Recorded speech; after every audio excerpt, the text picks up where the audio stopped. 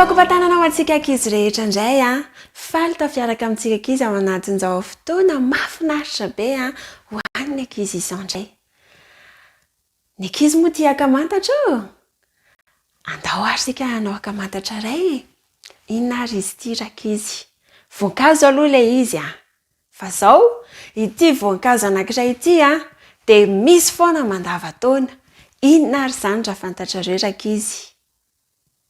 Mankasitraka, mahay tsika ankizy a. Ny akondro mihitsy rakizy a, ilay voankazo misy foana amin'ny fotoana rehetra. Dia andao isika hijery hoe inona ary no ilaintsika ny akondro rakizy?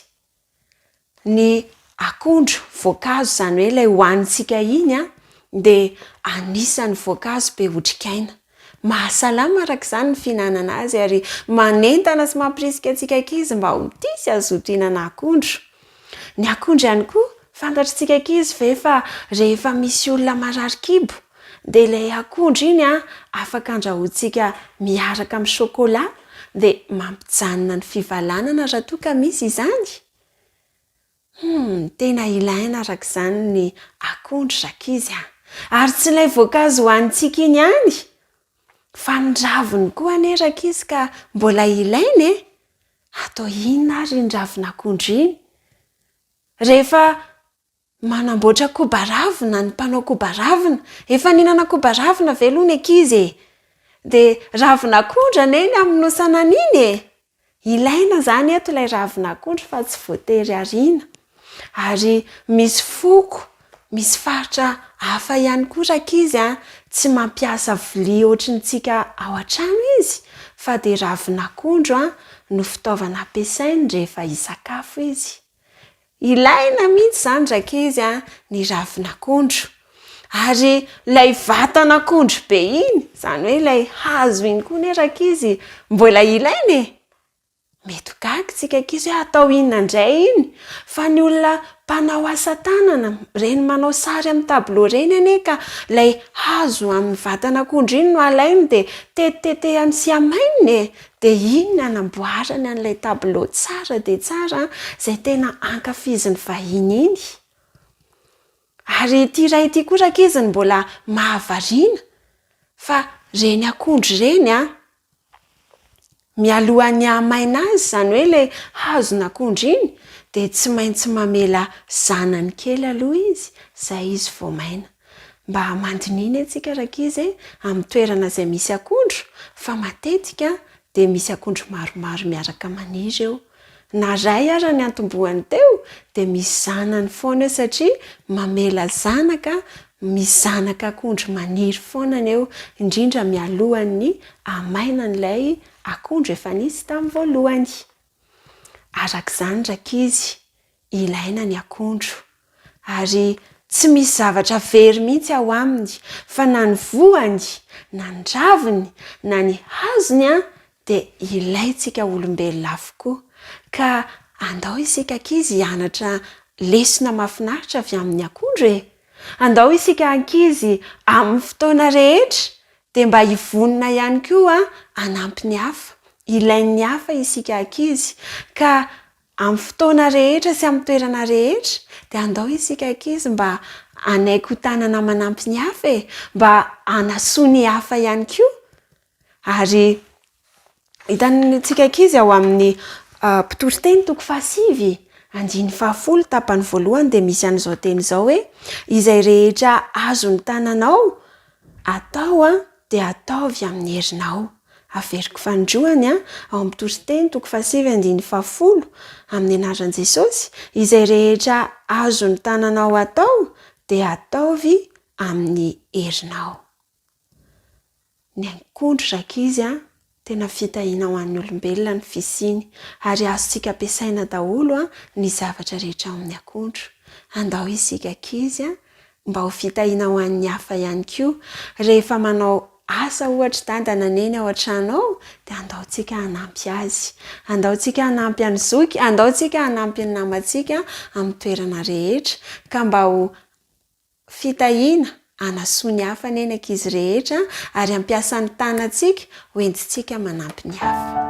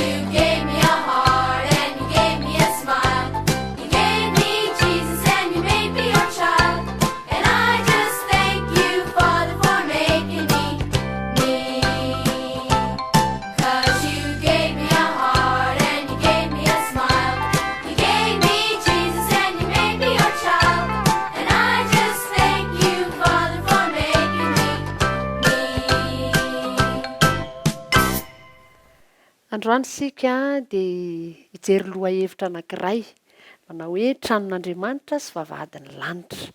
Ao anatin'ny fotoana lavalava no resahantsika izay fotoana izay resaka izay resaka fanabeazana miarabantsika tsirairay avy tratra ity fotoana ity indray ary manasa antsika mandrakariva nanjoy izany fandarana izany ao anaty minitra fohy dia fohy izay andrasantsika lesona mikasika ny fanabeazana. Tranon'Andriamanitra sy vavahadin'ny lanitra.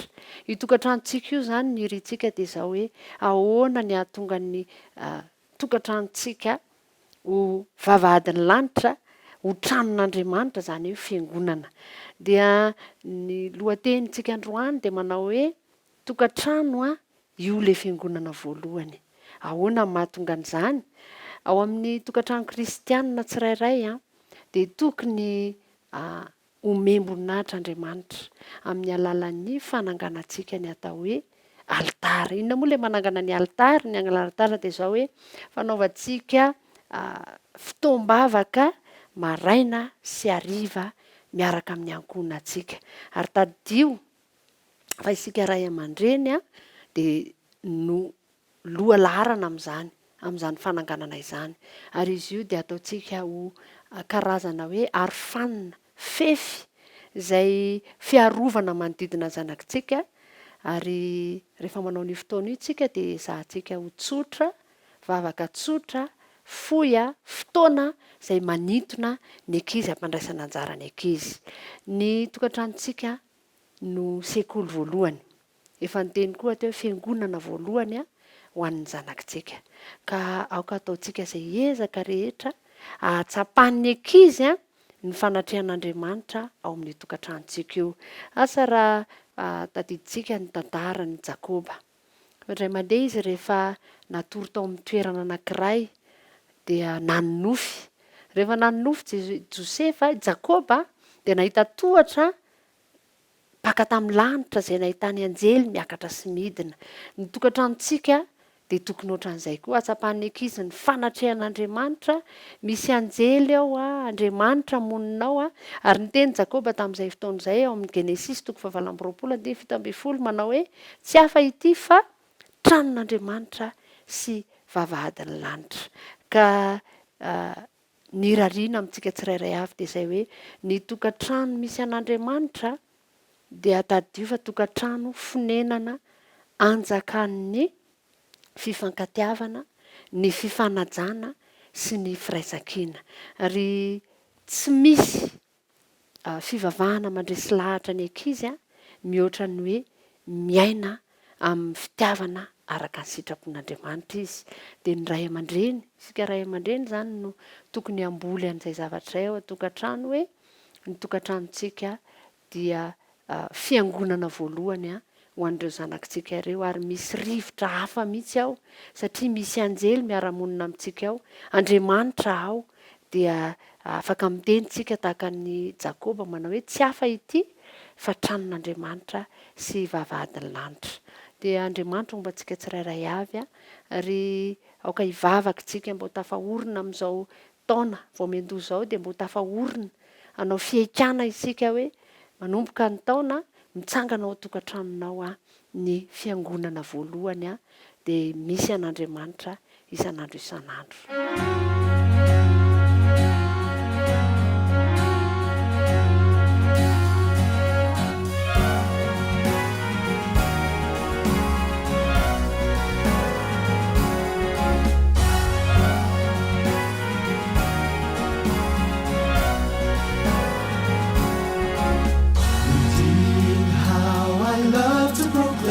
Redeemed by the blood of the Lamb, redeemed through His infinite mercy, His child and forever I am.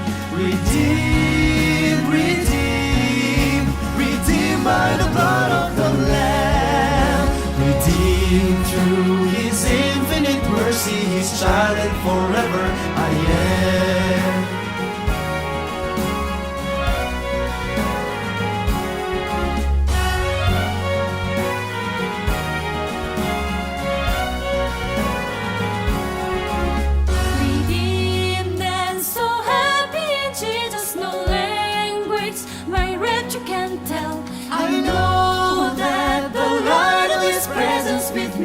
Continually dwell.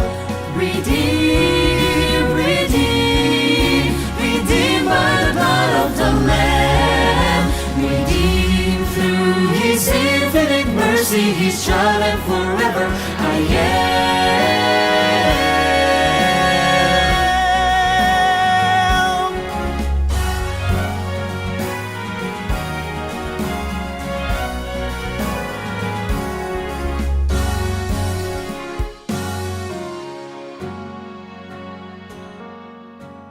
I think of my blessed Redeemer, I think of Him all the day long.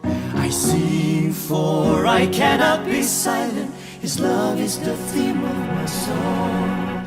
His love is the theme of my song. His love is the theme of my song. Redeemed, redeemed, redeemed by the blood of the Lamb, redeemed through His infinite mercy, His child and forever I am. His child and forever I am. His child and forever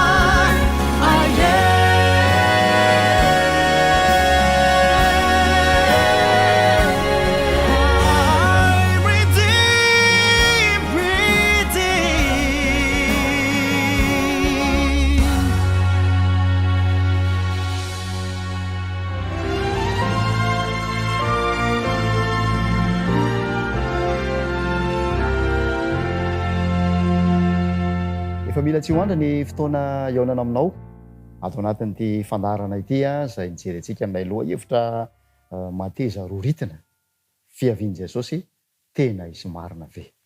Ny avy ny resaka ny fampakaram-bady isika fanoharana zay mikasika ny fiavian' Jesosy io dia ny ampita teo Mateo 5:20 maresaka indrindra ny am'ireo virjina 10 izay miandry ny mpampakatra. Loha hevitra tsy azo sarahana reo. Hoy ny pasteur Nepalatina Fanera zay nitondra ny famelabelarana teto satria misy an'ilay akanjo zay itovizan'izy ireo ao anatin'izany fanasana izany karazana fahazondalana ahafahana miditra ao anatin'izany fanasana izany. Nafinaritra ny resadresaka ny fanaovana farany teto ary saika tsy tapotra ny fanazavana mikasika an'ireo loha hevitra reo sy ny atsipriany mandidana an'izany rehefa nijery ny apokalipsy 4:10 isika milaza fa ireo virjina ireo dia tsy inona fa ireo zay miambina ka miaro ny akanjony tsy ho voaloto.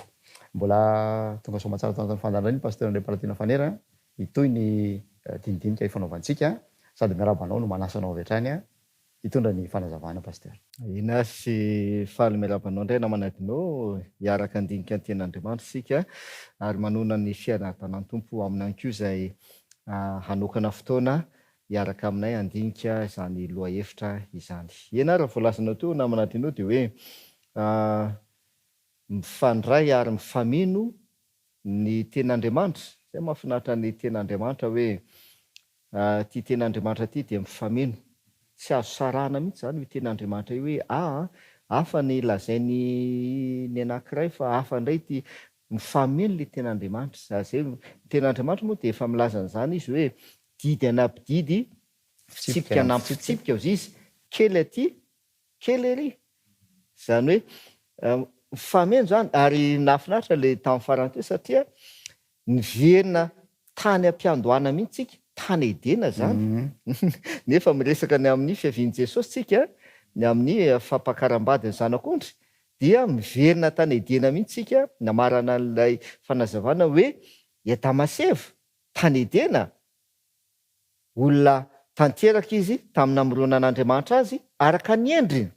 Io koa mahafinaritra be ilay izy hoe noforoan'Andriamanitra araka ny endrik'Andriamanitra Damaseva. Zany hoe noforoan'Andriamanitra araka ny toetra n'Andriamanitra izy. Nanana fahamasinana izy marina tsisy tsiny satria izay ny toetra n'Andriamanitra. Fa avy eo nanoty izy zay le hoe voaloto voaloto le fitafiana voaloto hita ny fitanjahany. Hita ny fitanjahany dia nitanjaka izy ao dia iny ny hamafisin'ny ten'Andriamanitra any amin'ilay Isaia 4:20 manao hoe tahaka ny lamba mosin-drà ny fahamarinanay. Efa tahaky ny olo maloto zay rehetra ozy izy efa tahaky ny olo maloto zay no le fahotany io no le fahotany. Avy eo nefa dia nomen'Andriamanitra akanjo izy Genesis 2:13 nomen'Andriamanitra fitafiana izy zanak'ondry hoditra le izy hoditra. Dia iny lay voalazan'ny Jaona 2:20 le manao hoe indro ny zanak'ondr'Andriamanitra zay manaisotra ny fahotany zao tontolo zao. Dia ozy izy ny Romana 5:5 manao hoe fa Andriamanitra mampiseho ny fitiavany amintsika fa fony mbola mpanota isika dia maty hamonjy antsika Kristy. Fony mbola mpanota isika maty Kristy. Vao nanota Damaseva dia maty le zanak'ondry dia ilay fitafiana zay nomen'Andriamanitra any Damaseva. Dia izay zavatra izay no miverina amin'ilay fampakaram-bady ny zanak'ondry. Dia izay mahatonga antsika somary nandany fotoana kely mihitsy mijery an'ilay Mateo 2:20 mahakasika an'ilay fanasana hoe lay lehilahy zay tsy nanao ny akanjo fitondra fampakaram-bady dia navoaka ny ivelany tao amin'ilay fanasana. Mila manana an'io fitafiana io zany tsika. Dia iny le hitantsika hoe Jesosy le fitafiana.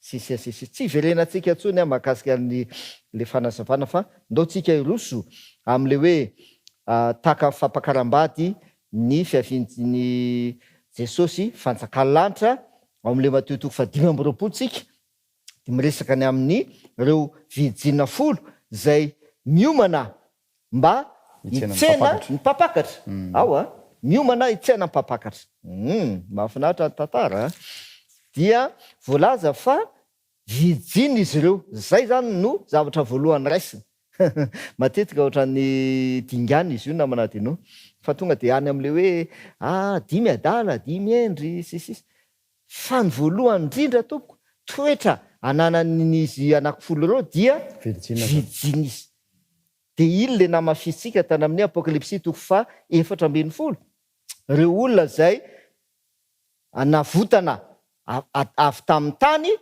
ka manaraka ny zanak'ondry le mpapakatra naizanaiza leny de voalaza fa tsy voaloto tamin'ny vehivavy fa vilijiny tsy voaloto sady zay de ndao toizantsika kely ara le izy ao amin'ny apokalipsy no anoizantsika anazy apokalipsy 4:7 de ovakitsika ny andininy 5. Apokalipsy 4:7 ny andininy 5.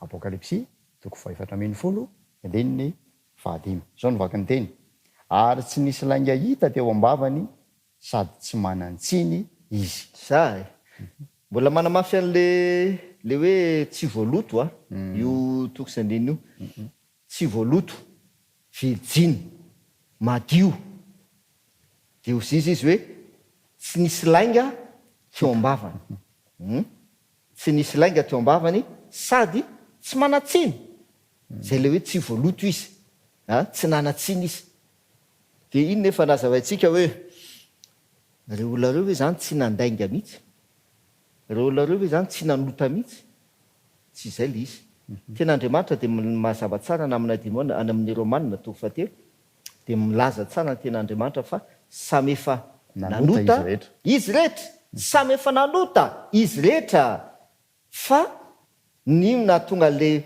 hoe tsy voaloto izy de le fa nazavaitsika apokalipsy 4:10 hoe indro avy to mimpangalatra aho Jesosy sambatra zay miambina ka miaro ny fitafiny miaro ny fitafiny fa ndreo mandeha mitanjaka izy le fitafina naloto ane le fitafiny taka ny Damaseva mitanjaka de nandraitra ravinaviavy maloto fitafina ahoana io zany tsy mendrika zay zany le fitafina ravinaviavy tsy fitafina tsy mendrika fitafina maloto fa avy eo ao amin'ny apokalipsy 7 no andeha vakitsika apokalipsy 7 dia ny andininy 13 sy ny 14 aona mba voalazan'ny ten'Andriamanitra Apokalipsy 7 ny andininy 13 sy ny andininy 14 zao ny vakany teny ny anankiray tamin'lo olona namalaka nao tamiko hoe iza moa ireo miakanjo akanjo fotsy lava ary avitaiza izy fa hoy zao taminy tompoko ianao ny mahalala de hoy izy tamiko ireo no avy tamin'ny fahoriana lehibe ary ny akanjony nosasany sy nofotsiny tamin'ny ranony zanak'ondry zay ne matoa tena aminao namanadinao hoe tsy hoe olona tsy nanoto reo olona nanoto reo tompoko satria ny fahotana dia tafiditra hatramin'ny adama sady zay voalaza ny baiboly fa zao mazava tsara ny akanjony mahafinaritra nosasany sy nofotsiny tamin'ny inao izy tamin'ny rano zanak'ondry Jesosy le zanak'ondry nosasany sy nofotsiny tamin'ny rano Jesosy ny akanjony nofotsiny de izay ne le hoe batisa sady zay na iza natao batisa ho an'i Kristy de mitafy any Kristy de rehefa nidiovina sy nosasana sy nofotsina nylay akanjo dia mila atao ino izy le apokalipsy 4:10 arovana sambatra zay miambina ka miaro ny fitafiny fa ndao mitanjaka izy ao am'le andininy 5 le apokalipsy 4:10 de milaza izy hoe tsy nisy lainga teo ambavany sady zay sady tsy nanatsiny izy ndao raha mba jerevantsika kely ny momba an'io namana dinao ao amin'ny jaona 7:7 ndao vakitsika jaona 7 ny andininy jaona to favalo ny andiny fa 4 azafato jaona toko fahavalo ka ny andininy fa 4 jaona toko fahavalo andininy fa 4 ianareo avy tamin'ny devoly rainareo ka izay sitraky ny rainareo ny tianareo atao izy dia mpamono olona hatramin'ny taloha ary tsy nitoetra tamin'ny marina satria tsy misy marina aminy ary raha mandainga izy dia niazo ny lazainy satria mpandainga izy sady airain'ny lainga mazava ten'andriamanitra iza ny mpandainga ao sisy ny devoly devoly ny mpandainga devoly ny mpandainga sady ray lainga satsay tsy misy marina mitoetra ao aminy de voalaza fa reo olona zay tafiditra ao am'le fampakaram-bady zanak'ondry sady manaraka ny zanak'ondry naiza naiza lena olona tsy voaloto olona virijiny ary tsy nisy lainga teo ambavany ao tsara tsy nisy lainga teo ambavany tsy mandainga izy zany iza ny mandainga devoly mpandainga mampieritrehitra l izy namina dino a ndao tsika mba mahakely ny ten'andriamanitra ary ao amin'ny jaona voalohany toko fa 2:4 toko ndao ary eo zany tsika amatatsy tsika io a hoe ny fiavian'i jesosy tena isy marina ve ny fiavian'i jesosy fanasana fampakaram-bady zanak'ondry tena isy marina ve lay enao zay miomana ho ao am'le fampakaram-bady manahoana zay ny le fatatsika io e manao ahoana tsy voaloto ve virjina ve tsy misy lainga ve tsy misy lainga ve tsy manatsiny ve manana mitafy an'le fitafiana fitondra fampakaram-bady ve de ndao varikitsika le jaona voalohany toko faharoa andininy fa 4 jaona voalohany toko faharoa ka ny andininy fa 4 izay manao hoe fantatro izy nefa tsy mitanana ny didiny de mpandainga ary ny marina tsy ao anatiny tanao namana tino tena mazava le baiboly izay manao hoe fantatro izy moa le izy lazaneto io jesosy zay manao hoe fantatro jesosy nefa tsy mitandrina ny didiny de mpandainga izy mpandainga ao izy mpandainga ary marina tsy ao anatiny izay mahatonga lay tena ny Matio toko fa 7:1 de ahoana sisy jesosy Matio toko fa 7:1 Matio toko fa 7:1 tsy izay rehetra manao amiko hoe tompoko no hiditra amin'ny fanjakan'ny lanitra fa zay manao ny sitrapon'ny raiko zay any an-danitra zay tsy izay rehetra manao amiko hoe tompokotompoko no hiditra amin'ny fanjakan'ny lanitra tsy izay rehetra milaza hoe fantatro jesosy zay ny le jaona voalohany tompo eo zay milaza hoe zay manao hoe fantatro izy nefa tsy mitandrina didiny mpandainga izy ary iza mpandainga devoly mpandainga izy ny jaona toko fahavalo devoly mpandainga sady ray lainga kanefa le olona zay tafiditra ao am'le fampakaram-bady tsy misy inona tena ambavana tsisy laingany inona dikan'izany mahafantatra an' jesosy izy aloha fa miaraka am'izay mitandrina n'inona mitandrina ny didiny tompo azo namina dinao tsara am'izay zany izy izay mahatonga anazy hoe tsy voaloto izy fa manina izy ny tsy voaloto satria ny fiainany mifanaraka amin'inona didin'andriamanitra fa inona natao hoe loto inona natao hoe ota fahotana fandikan-dalàna zay natao hoe fahotana fandikana ny didin'andriamanitra de reto olona reto le apokalipsy toko 4:10 tsy voaloto izy tsy midika hoe tsy nanoty izy fa ny fitafiny ny akanjony izy no sasana tamin'ny rano zanak'ondry zany hoe mibebaka izy de avy eo ny sasana izy de voadio le akanjo Kristy ny tafiny avy eo arovana le fitafiana mba tsy ho voaloto amin'ny fomba hoana fitandremana ny didin'andriamanitra satria zay manota dia mandika ny didin'andriamanitra sady zay de izy ny jaona voalohany toko fahatelo mahafinaritra be am'izay le izy a nao am'izay ne vakitsika e jaona voalohany toko fahatelo a de vakitsika ny andininy fahavalo jaona voalohany a toko fahatelo ka ny andininy fahavalo jaona voalohany toko fahatelo ny andininy fahavalo zao ny vakany teny izay manota de avy amin'ny devoly satria ny devoly manota hatramin'ny voalohany izao no nisehoan'ny zanak'Andriamanitra dia ny andrava ny asan'ny devoly izay manota ozy izy de avy amin'ny devoly satsy satria ny devoly manotatra de hitanao namana tinao le eo am'izay misy sika le Matthieu toko faharoa amby roapolo ao a Matthieu toko faharoa amby roapolo a lay lehilahy zay tafiditra tao amin'ilay fanasana nefa tsy nanao ny akanjo fitondra amin'ny fampakaram-bady dikan'izay tompoko tsy nandray an'ilay akanjo izy dikan'izay nanahoana zany ny akanjo anaovany io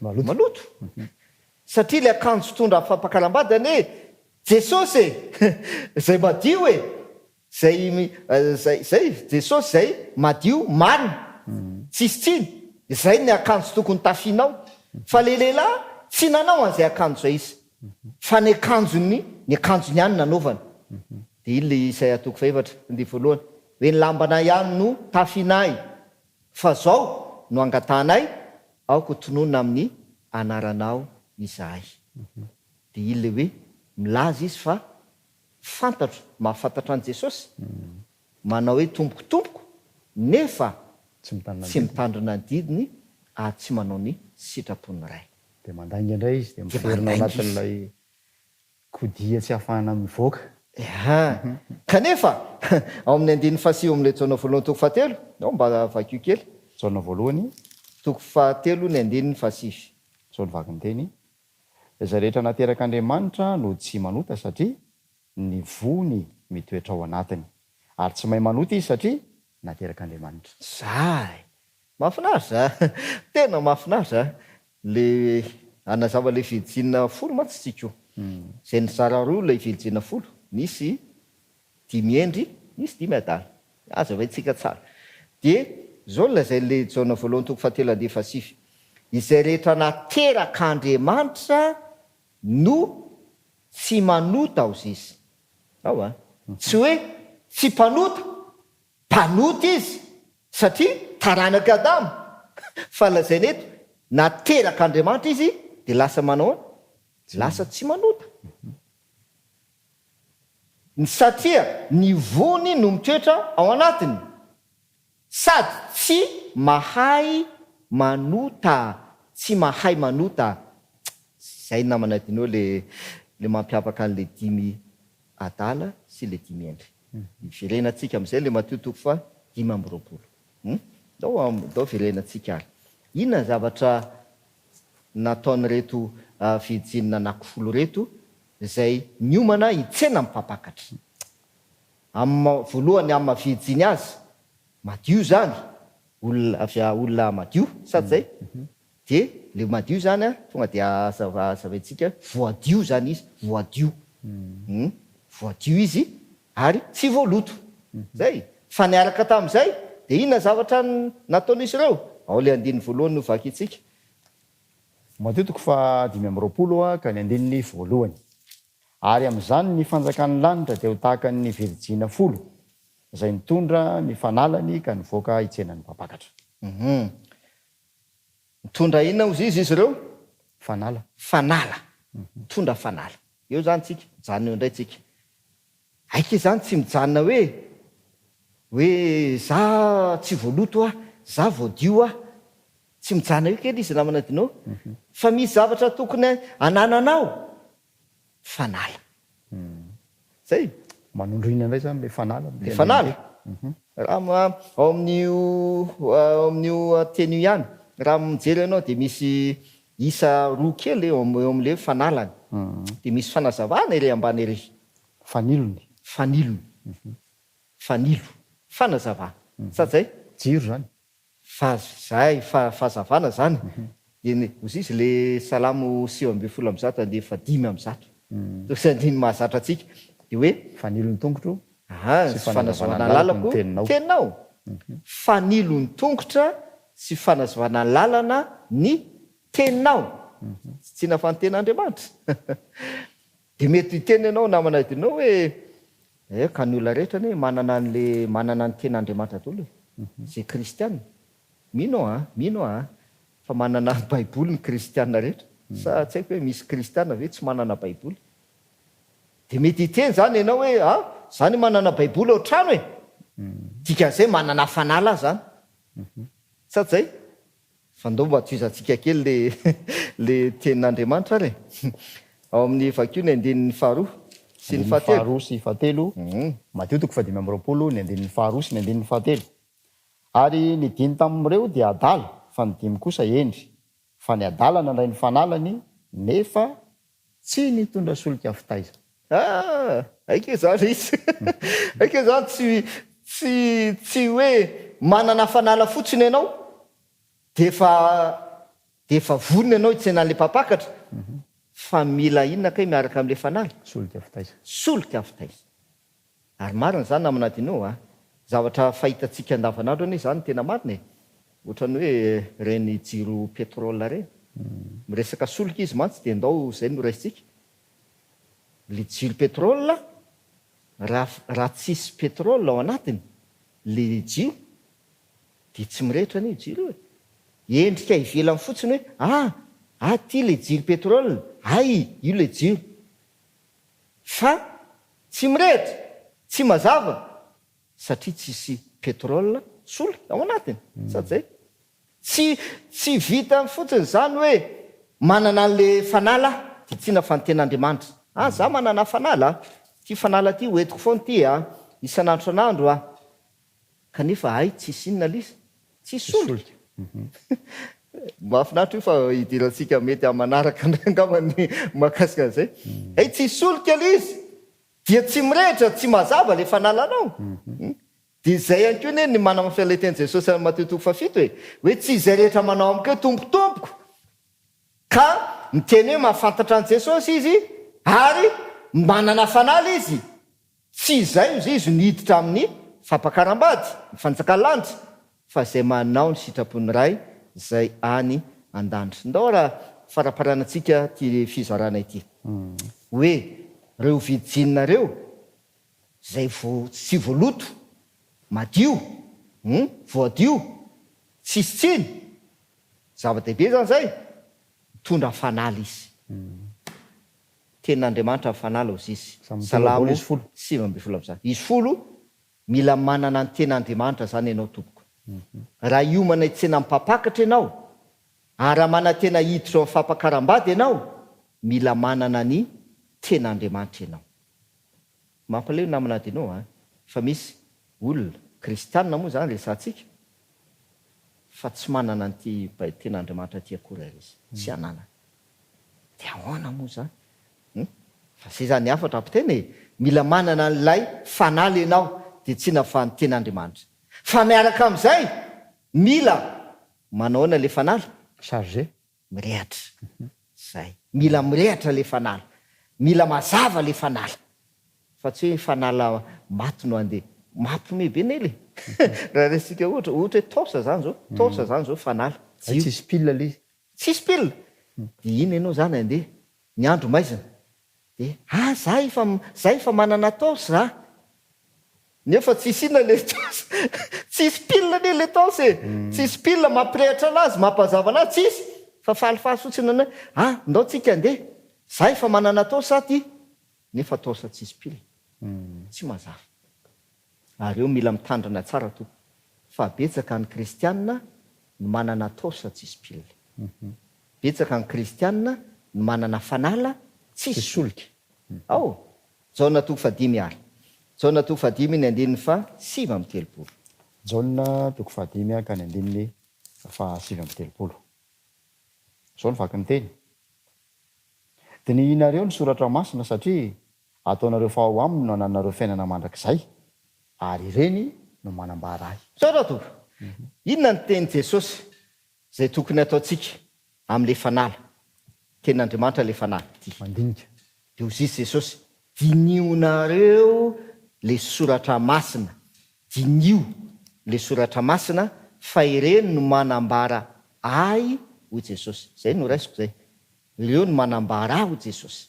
Aika ty no manambara an Jesosy. Fampidipiditra be daholo an'ila izy ary mifandray daholo le zavatra rehetrarehetra. Dinio soratra masina fa ireny no manambara an Jesosy. Zay zany tokony atao. Dika zay tompo mila manina an'le baibolitsika, mandinika mianatra ny ten'Andriamanitra. Mampalahelo fa misy betsaka ny olona anisan'izany kristianina zay miomana hitsena an'le mpapakatra, manana fanala ao an-trano ao fa tsy mandinika an'le ten'Andriamanitra. Satria tsy mandinika ny ten'Andriamanitra izy. Dia izy le ten'Andriamanitra hoe ary ny dimy adala. Mafy be le ilazany azy. Adala ny ilazany ny baiboly le izy. Adala. Ireo dimy adala mitondra ny fanalany nefa tsy nanana iny soraka izy. Dinio ny ten'Andriamanitra ho sisy Jesosy. Ndao amafisitsika zay ao amin'ny Jeremia 5:10-5:10. Tosan'iny efa vaky itsika tany ny fandarantsika taloha tany. Ahoana inona ny tokony ataotsika amin'ilay fanala? Mila mazava zany le fanalanao, mila mirehitra ary mila manana solika ianao mba hampirehitra le fanala. Jeremia 5:10-5:10. Jeremia 5:10-5:10. Zao ny vaky ny teny. Hitako ny teninao ka nohaniko, ary ny teninao no fifaliako sy firavoravon'ny foko, fa nantsoina tamin'ny anaranao aho, Jehova Andriamanitry ny maro. Zao rao tompo. Eto zany dia hoziziny Jeremia. Hitako ny teninao, hitako ny teninao ka natao inoko izy izy? Nohaniko. Hoanina le ten'Andriamanitra ivelomana dikany. Ivelomana. Iainana le ten'Andriamanitra. Ty zany no iainanao le ten'Andriamanitra. Zay ny mahatonga zay ny tiany olazaina hoe mirehitra le fanala. Mirehitra le izy. Fa tsy maty. Hoe ianao manana an'le fanala ao an-tranao fa maty le fanala. Tovy amin'ny tsy manana ihany. Tovy amin'ny tsy manana ihany. Satria tsy atao inao le izy. Tsy iainana. Tsy dinihana. Tsy dinihanao izy izy ny teny Jesosy ary tsy hoaninao le izy, tsy hoaninao.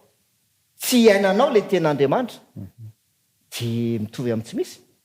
Sady zay. Ndao faranantsika amin'ny Apokalipsy 1:1-7. Apokalipsy 1:1 ka 7. Zao ny vaky ny teny. Apokalipsy 1:1-7. Sambatra izay mamaky sy ny miay ny tenyty faminaniana ity ka mitandrina izay voasoratra ato anatiny fa hantombotra ny andro. Sodra to. Mazava tsara, tena mazava. Io mamintina azy dia hozisy Jesosy. Sambatra izay manino hozisy? Mamaky. Sy miainy ny teny ty faminaniana ity ka mitsanatra eo hoe zay ne isan-kerinandro zay makana am-piangonana miaino hoe zay fa miaino an'io isan-kerinandro. Na misy koa iteny hoe zany mamaky an'io isan'andro zany za mamaky an'io ary efa vitako vaky ane baiboly manontolo tsy mijanonatra eo tompoko. Fa mahafinaritra le izy. Sambatra zay mamaky sy miaino ny teny ty faminaniana ity ka mitandrina. Zay le voalazany Jaona 1:2-4. Izay manao hoe fantatro izy nefa tsy mitandrina. Tsy mitandrina ny didiko. Fantatro izy nefa tsy mitandrina ny didiko. Mpandainga izy. Dia raha ampiarahantsika amin'ny Apokalipsy zay manao hoe za mamaky, za efa miaino nefa tsy mitandrina dia mpandainga. Fa hoziziny Apokalipsy sambatra mamaky, miaino ary mitandrina ny tenin'ny faminaniana fa hatombotra ny andro. Amin'izay fotoan'izay dia tanteraka le hoe mirehitra ny fanalanao. Mirehitra le fanala. Satry foana mbola hijanona eto anohy an'ity dindinika ity toy ny fary lavavany ny tenin'Andriamanitra ka tsy lany hamamiana. Kanefa manapetra ny fotoana ndao indray apetraka mivavaka ny mpanaraka ny fandarantsika pasteur. iaraka ivavatsika ary raina izay ny an-danitro misaotra indrindra satria ianao dia miteny aminay mandrakarivo eo ampiandrasana n'ilay mpapakatra izahay ankehitriny tompo tena mazava aminay ny tokony ataonay ankehitriny mialoha ny atongavan'ny mpapakatra ka hidiranay any amin'ilay fampakaram-bady ny zanak'olitsy mila manana fanala izahay mitondra fanala dia tsy nafanteninao ary mila mirehitra zany fanala izany mila mazava izany eo amin'ny fiainanay amin'ny famakina ny teninao fandiniana ny teninao fianona ny teninao ary ny fitandremana ny voalaza ny teninao ka ny teninao no hoaninay ny teninao no ivelomanay ny teninao no io fiainanay tanterao aminay tsirairay avy ane zany ka hitondra famonjena ho anay tokoa amin'ny aran'i Jesosy amen. Isaorantsika Andriamanitra fa dia tontosantsaka ny sy andavandray ny fandarantsika androany a ankasitrahany ianao mpanaraka ny fandarana isaoran'ny pasteur André Paratina Fanera nanaiky ivaniteto indray androany a mitondra n'izay famelabelarana izay manantena indrindra mbola iona finaritra aminao zay a amin'ny fandarantsika manaraka.